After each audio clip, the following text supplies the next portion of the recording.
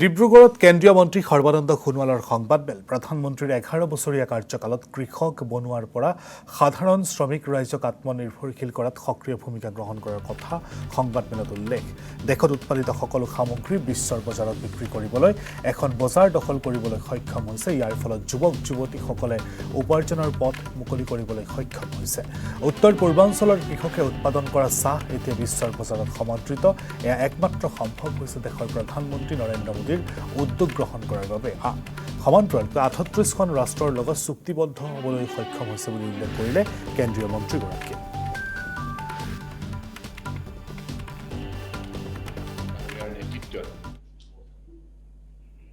যোৱা 11 বছৰে বিশ্বৰ বুকুত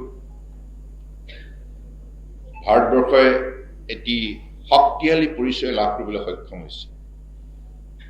বিশ্বৰ চতুৰ্থ বৃহৎ অৰ্থনীতি হিচাপে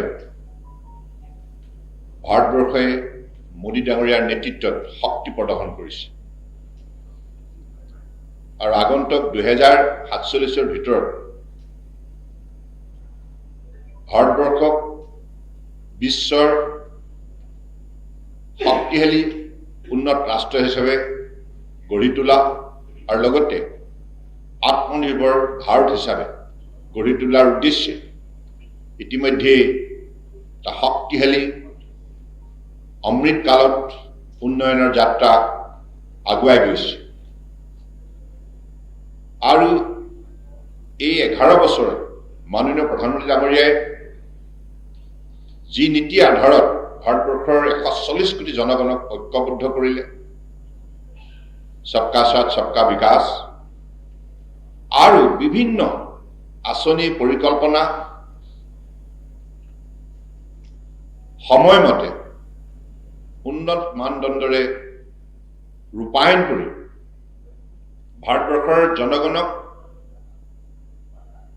সামাজিক নিৰাপত্তা আৰু অৰ্থনৈতিক উন্নয়নৰ বাবে শক্তিশালী এটি বাতাবৰণ সৃষ্টি কৰিলে